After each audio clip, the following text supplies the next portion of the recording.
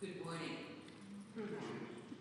I am Barbara Martin, chair of the Standing Committee here at First Church in Boston on the corner of Berkeley and Marlborough Streets in the Back Bay.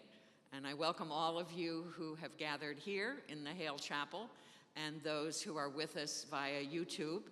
And we hope everyone may join us at some point here in the building over the course of the coming year, when we will be welcoming our new minister, the Reverend Dr. Stephanie May.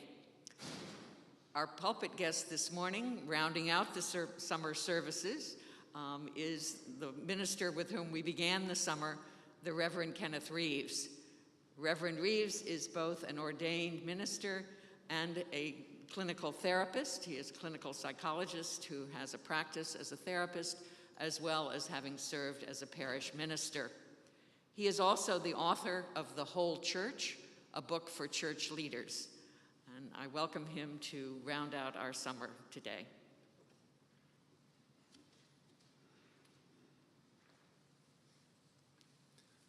Well, good morning, welcome. It's great to be here. As Barbara said, I've been here before. It's lovely to be back and nice to see you all. I'm excited to know about Stephanie May's arrival here and wish you all well on your journeys together as a congregation.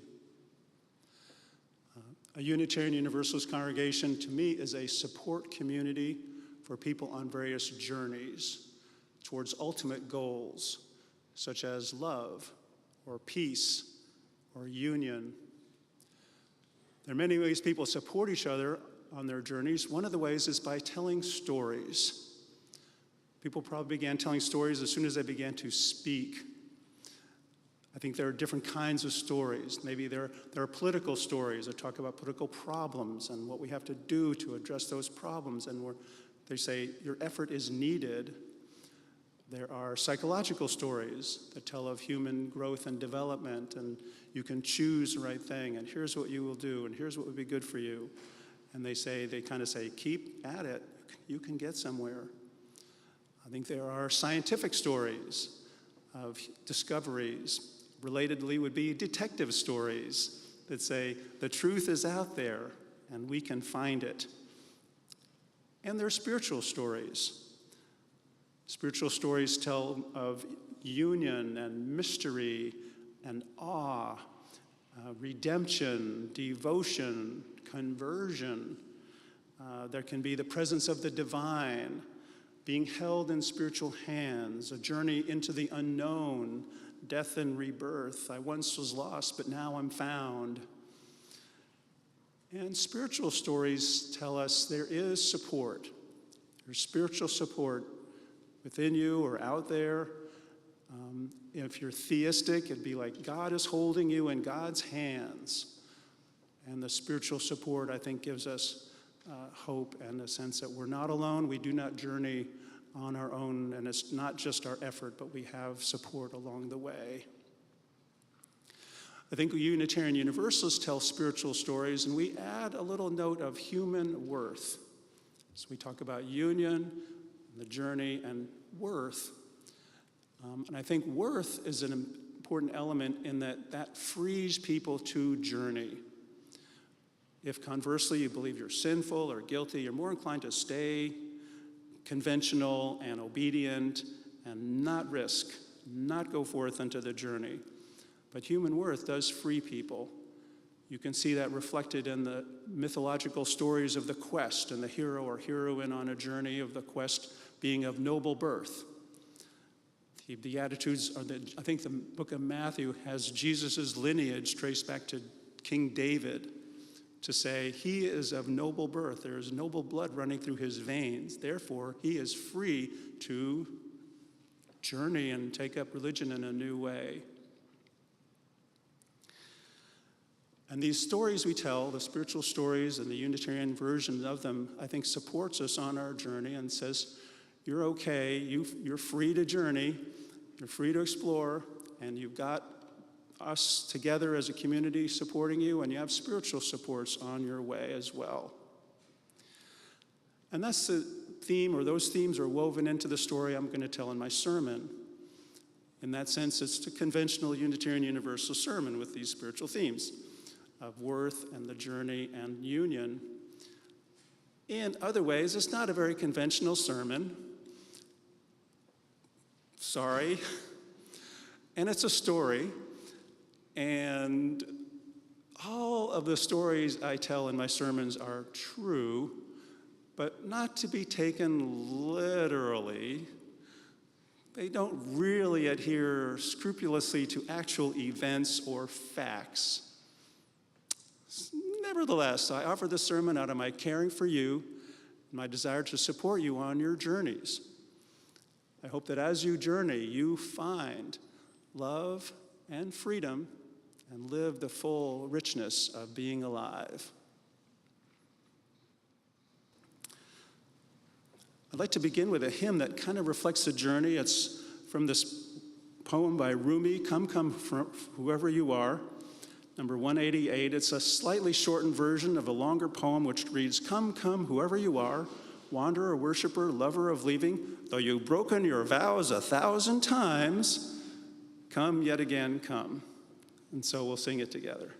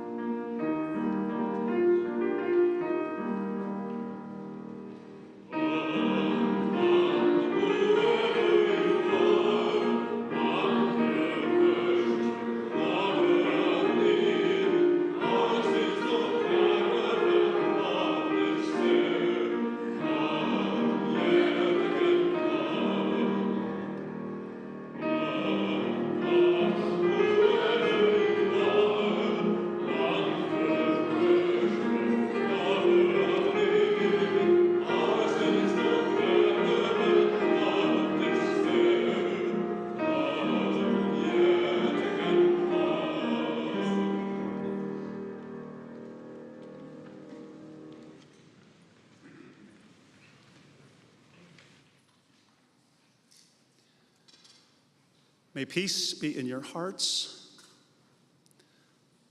Through the energy of freedom and the warmth of love, may you live the fullness of being alive, and in that fullness find peace. Through justice and understanding, may humanity be at peace, and may all of life on earth live together in balance and peace. I invite you to read together the affirmation in your order of service. Love is the spirit of this church, and service its law. This is our great covenant, to dwell together in peace, to seek the truth in love, and to help one another.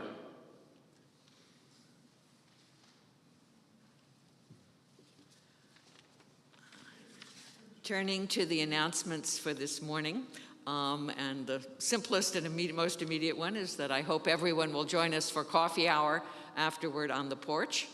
And I hope everyone listening and everyone here will join us as we enter into our new ministry with the Reverend Dr. Stephanie May, beginning next Sunday, which is Charter Day, the recognition of the initial charter of this, the colony of Massachusetts Bay, which is done in partnership with the Partnership of the Historic Bostons, an organization that looks at the links of colonial New England with roots in Great Britain. So that will be next week, and then the week following that will center around water communion, the coming back together from wherever we may have been or wandered in the summer, and as Stephanie invites us to do, sharing the meaning of a sample of water that we bring with us to pour into a common bowl. So I look forward to participating in both of those with you.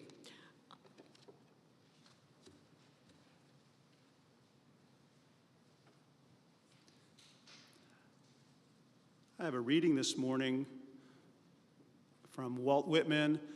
In Song of Myself, there are sections of the poem that catalogs people, and he's doing a thing of union.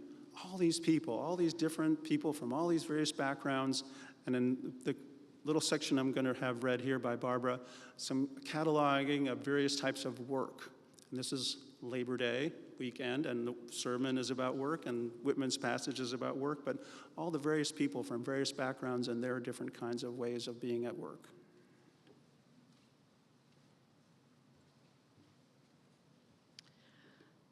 I am of old and young, of the foolish as much as the wise, regardless of others, ever regardful of others, maternal as well as paternal, a child as well as a man, stuffed with the stuff that is coarse and stuffed with the stuff that is fine. One of the nation of many nations, the smallest the same and the largest the same. A southerner as soon as a northerner, a planter nonchalant and hospitable, down by the Oconee I live. A Yankee bound by my own way, ready for trade on the earth. A Kentuckian walking the Vale of the Elkhorn in my deerskin leggings, a Louisianian or Georgian. A boatman over bays or along coasts, a Hoosier, Badger, Buckeye.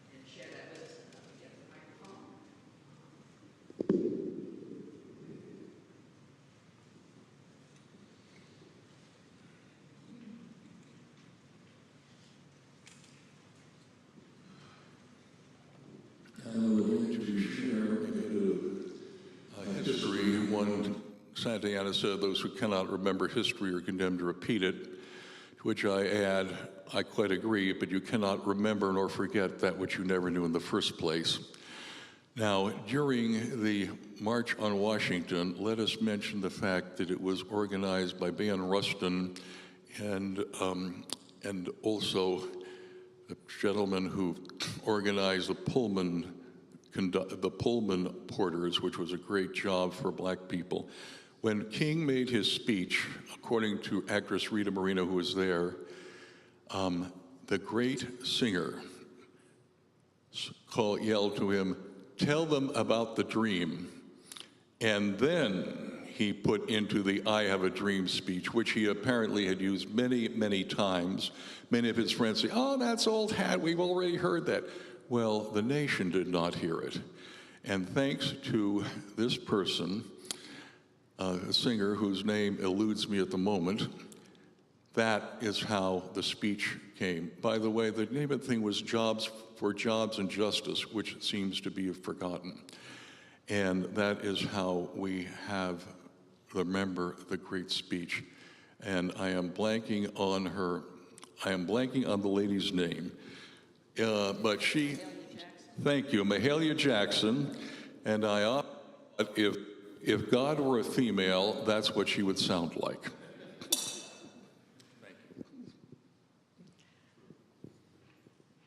Anyone else? John.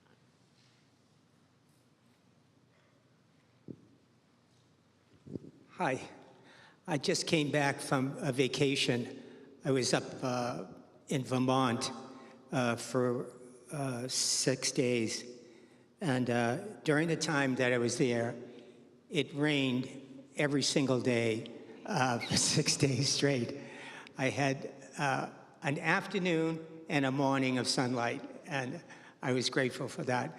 But what I was really grateful for is that I had friends that I was going to see up there, that they cooked me dinner, and we gathered around the table, and we shared laughs and told stories. And that's what life is really about. It's not about the rain. It's about the friends you see in the rain.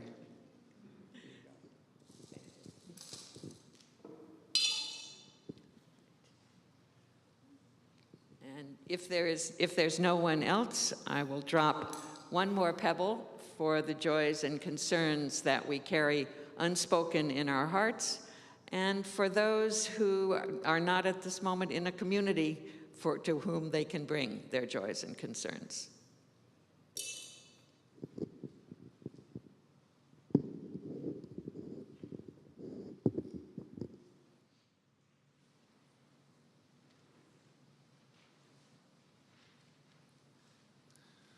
Thank you, Spirit, for inspiration that comes sometimes from mysterious sources, sometimes from obvious sources, and words that ring on through history.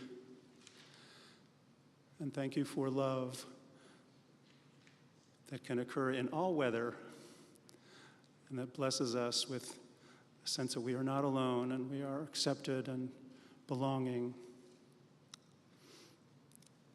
These inspirations, this love, supports us on our journeys. Thank you for that support.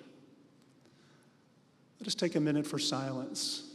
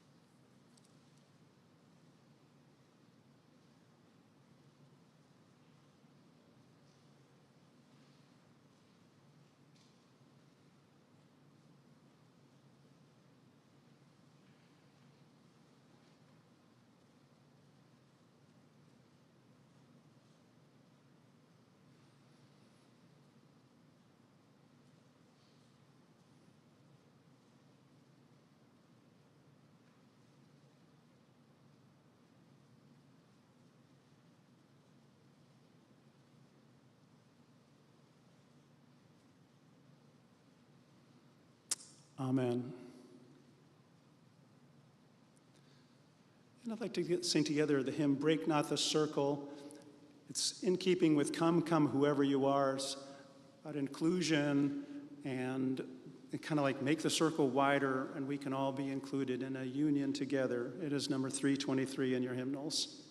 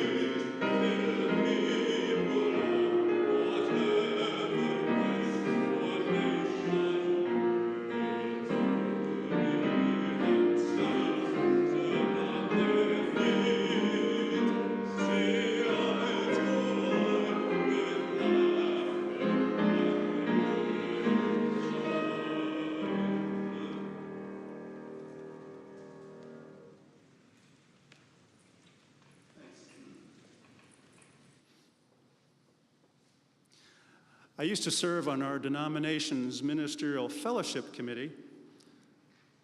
And one March, about 20 years ago, I flew to Chicago for one of our meetings.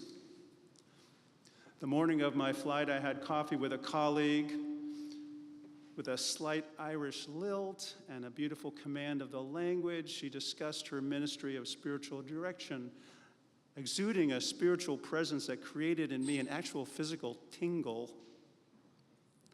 After visiting with her, I had to check myself in the mirror to make sure I did not have a glowing aura around me. That tingle persisted through my therapy appointments that morning, through the ride to Logan, and entry onto the plane. But when a beefy, grinning man with a work shirt with the name Al stitched across his chest pocket took up the aisle seat, that spiritual glow disappeared. I fished out my book and avoided eye contact. I told myself I'm an introvert and I don't need to make conversation. Al settled in and the plane took off. With beverage service, Al joked with a flight attendant. I continued reading. From the corner of my eye, I watched Al sipping a beer and listening to the plane's audio offerings on headphones. That evening, thunderstorms beset Chicago, closing O'Hare. Forced to wait out the weather, my plane landed in Grand Rapids, Michigan. Al turned to me. "You can hear traffic control on the headphones. Looks like we'll be grounded for an hour or more." At this point, the captain announced, "Sorry, folks, but with O'Hare closed, looks like we'll be grounded for at least an hour." Al nodded with a knowing grin. My book was boring, and I felt something subtle inside me, or a spiritual impulse transcending me, that turned me toward Al. So I put down my book and picked up the headphones. "Channel 11, Al suggested. And he was right. I heard quiet pauses, interrupted by air traffic control, speaking to pilots. "Reminds me of talking on my radio to other truck drivers," Al leaned over to say. "We talk on CB Channel 19. I noticed something in Al's face. He has lit up like he is really enjoying life in a plane on the tarmac in Grand Rapids. I don't get it, but I am intrigued. He continues, on the road, you might be able to hear and be heard for a mile or two in each direction. Late at night, you get more range. Most of the talk concerns business. Eastbounders asking westbounders where the cops are, how the weather is, how traffic is rolling through town. If you want to shoot the breeze about life, you take it to another channel. Although late at night, no one minds that kind of talk. If you're rolling the same way, a conversation can last 100 miles. But if you're rolling westbound, you might catch a bunch of eastbounders for only a few minutes, like blowing through a squall line. If you saw Smokey and the Bandit, you might think truckers talk in numbers. Nah, actually, we know what to call each other. Truckers think we call each other good buddy, and we don't. Good buddy is more of an insult. Like if a driver hogs half your lane while he's passing you on a curve, you just tell him, keep on trucking there, good buddy, and that'll burn him up. He grins at me, and I think, my first lesson in how to talk like a truck driver. But then, why not? We don't talk in numbers, Al continues, but you gotta know what to call things. You call a truck driver a driver or a hand, or by the kind of truck they drive. Like a Peterbilt, which is what I drive. Or by the company, a northbound Averett. Like the controllers talk to these pilots. United 454 is us. Or hey, parking lot for a car carrier. Or Mr. Chicken Hauler for a chicken hauler. A car is a four-wheeler, usually preceded with the word damn or other such comments. An 18-wheeler is a big truck. A cop is a bear, a smoky bear, or a full-grown bear. An unmarked cop car is a plain wrapper. In a helicopter, it's a bear in the air. If he's got his lights going, he's running the discos. If he's got a car pulled over, it's a captured four-wheeler. Al laughed, and I smiled like he's kind of entertaining. A tire tread in a road is a gator. In Florida, with a real alligator, I don't know what we'd say. He shakes his head in sudden bafflement. The right lane, he continues, is the granny, and the left is the hammer lane. The interstate is a big road, and a two-lane is a skinny. An accident is a wreck. If you're going to describe a wreck, you keep it simple. A big truck and a four-wheeler got together. That's enough.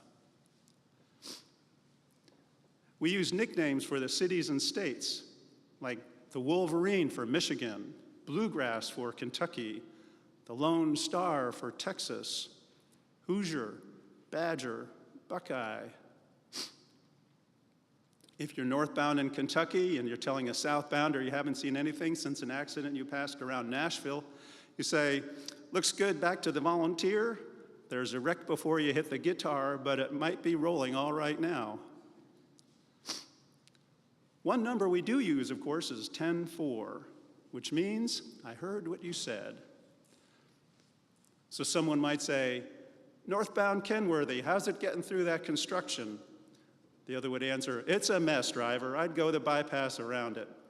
And the first, 10-4 on the bypass. Appreciate it. Only 2 seasons around here, winter and construction. And the other, 10-4 on that. And so it goes. We don't throw in too many cute sayings. Not many guys say, keep on trucking. Have a good ride on your way is better. Once you've driven 20 years, you'll have earned the right to say something hokey like, keep her between the ditches, but by then you'll know enough not to say it. I told him my version. I go backpacking, I said, and other hikers and I will sometimes tell each other about conditions on the trail and how much further to the top of the pass. If I've had the trail to myself for days, I'll stop and talk to anybody. And of course, we share reports about bears. Hikers find bears exciting, except when they steal our food. I guess if a bear and somebody's food were to get together, it would be a captured food bag. He nodded as if to say, 10-4, and gazed through the cabin of the plane. I guess hiking gives you time to think, he said, and so does truck driving. And then there are moments. You fuel up in North Carolina and ride all day to Indiana, and you climb out of the truck and to air that's 20 degrees cooler than in the Tar Heel, and somewhere on the way, red clay has turned to brown dirt, and your breath fogs up, and in short sleeves it feels like real weather, and you're not at home, but in a funny way, you are at home. He had this knowing air, and still I could not figure out his good cheer, nor what he was doing on an airplane. We talked some more about life on the road, and he asked where I was heading. I said, a meeting in Chicago. At this point, the captain announced we were cleared for takeoff, and we replaced our headphones. We listened to the chatter between the tower and our pilot and other pilots being released to finish flying to Chicago. On the runway, as we accelerated, Al took off his headset and said to me, "This is what I call the hammer lane. Mash your motor, driver." And up we went. Al said, "I'm heading home to Des Moines in, the Hawkeye State." I had to fly because I was in a wreck. Yesterday, I was northbound on 495, making good time, traffic moderate. In the median, there were trees and woods, and on a long straightaway from up in my cab, I saw a deer in that median. Things happened real quick after that. I thought, this won't be good for traffic or the deer. I tapped the brakes, merged to the granny lane, and said on the CB, 495 traffic, check deer in the median. A four-wheeler passing me in the middle lane saw that deer just as she decided to bolt. The four-wheeler braked and swerved right in time for my rear wheels, to crush his front end, the deer flashing by my windshield. I felt the truck jolt and then smooth out. I eased that vehicle down, so careful, like I was driving a champagne glass. With the truck still, I shut the engine and listened to the quiet. I opened the door of the cab, and one of the rear tires was gone. The wheel was still there, but no tire. I could see the car. It had come to rest in the hammer lane a few hundred yards back. It looked like it had been pinched. A few people were stopping to help. Until then, I'd been pretty calm and taking care of things. Warned others, slowed down, pulled off the road and all that. But with my next responsibility, checking on the other driver, I swear, my knee was going up and down like a sewing machine. I couldn't breathe. I heard on the radio, "Northbound Peterbilt, you okay in there?" I said something intelligent like, "Me okay?" And then I said, "Anybody out there can tell me about the driver?" I couldn't ask it, but I needed to know if he was still alive. My mind was racing. It wasn't my fault. My speed had been slowing. The deer jumped. The car slammed into me. Silence on the radio. I'm waiting. I'm trembling. I hear a siren behind me and see the lights by the car. A few minutes later, I hear, "They got him covered up with a blanket, driver." At that moment, I knew that for as long as I lived, I would be somebody who had killed someone else. I could predict everyone telling me, not my fault, but still. It did not matter that it had been just a few seconds, a heartbeat, and that it really was not my fault. Still, my mind was starting to come around this new fact of my life, and I sort of sagged in the seat. And then another driver came over the radio. But yeah, he's moving. He's pointing at his leg. They're talking to him. I looked out at the trees just beginning to bud, where in Alabama they'd all been out to leaf. For a moment, this was a place I would never have been able to leave, but now I could just appreciate it. I said, thanks, all right, and heard 10-4 on the reply. I said a few "oh gods" and let a lot of air out of my system. I collected myself, and as I walked to the crunched car, an ambulance carried off the driver. A cop took my statement and told me the driver had a broken leg. A wrecker hauled off my truck. I spent the night in a motel. At the bar, I met some guys, and the conversation came around to where I could tell my story. I didn't have to pay for drinks after that. Everyone agreed. If I had swerved left, I might have hit the guy head on or rolled the trailer on top of him. I even spared the deer. I did okay. Now the company is flying me home. They must have a shrink in their head office. They said I needed to decompress, was their word. I weigh 250 pounds. I need to compress a little bit. But I don't mind a ride home, a trip home. I want to hug my wife and look at her and know that she is alive. I am alive. Some four-wheeler out there is still alive. And the deer is hopefully telling her friends to stay off the median. I'm glad for you, I said. It seemed like enough intimacy for the both of us, so we replaced our headsets and listened to the pilot thread his way through the thunderstorm still circling Chicago. Air traffic control would contact our pilot. United 454, turn right to heading 300 vector to avoid weather. The pilot would reply, Roger, United 454, turning right to heading 300. A couple seconds later, the plane would bank right. Air traffic would return to our pilot. United 454, are you clear of that cell? United 454, clear. United 454, roger. Turn right, heading 240 to avoid additional weather. And our pilot, roger. United 454, turning left or heading 240. And a couple seconds later, the plane would bank left. Al looked at me with a knowing smile. It was as if we could see into the future. We were not in control, but we had a line into the source of what was going to happen. Like access to God's thought before it becomes manifest, if you think theologically like that. When we landed and disembarked, an announcement came over the terminal intercom that the airport was closing again due to another thunderstorm. Everyone groaned and looked at their watches. Al would have to wait for his flight to Des Moines. But I saw him smiling and looking around at people. I beckoned his attention and said, hey, have a good ride on your way.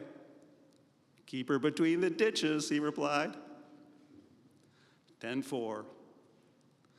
And I strode off down the wide concourse to that meeting there in the Windy City, maybe not with a glowing aura, and not like Al's light and easy conscience, grateful he had not killed anyone the day before, but grateful for the Spirit that builds bridges between us and for those unexpected, gracious encounters on those bridges.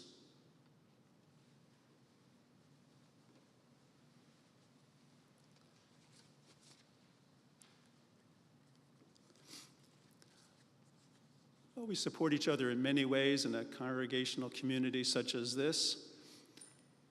We care about each other, listen to each other's stories, and contribute financially to create the institution and its building and staff that we also appreciate. Let's take the offertory.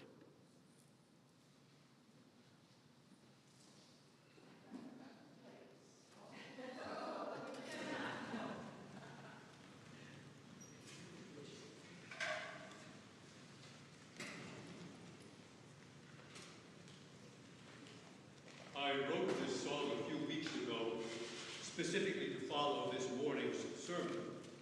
The words were written by a trucker about a trucker. In an online post, the author, Annette Keller, wrote, "I am a lady trucker. Marriage to the character this poem is based on, and that's really who he is."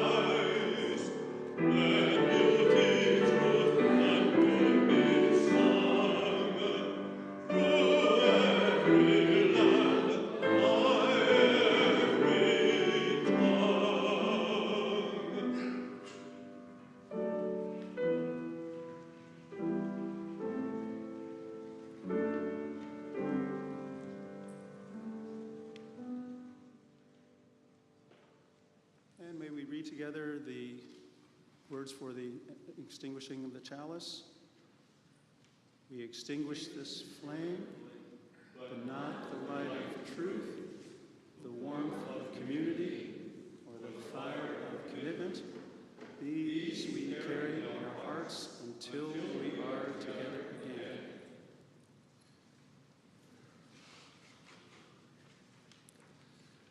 And I'd like to close with this hymn, For All That Is Our Life. It sort of takes a bird's eye view of life and all that it involves and weaves in some of the themes of the story I told. It is hymn number 128 in your hymnals.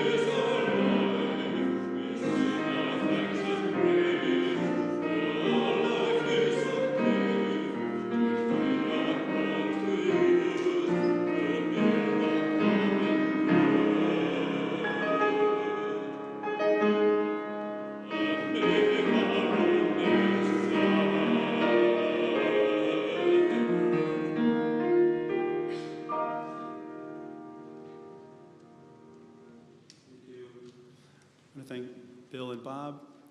Great work on this singing and beautiful singing.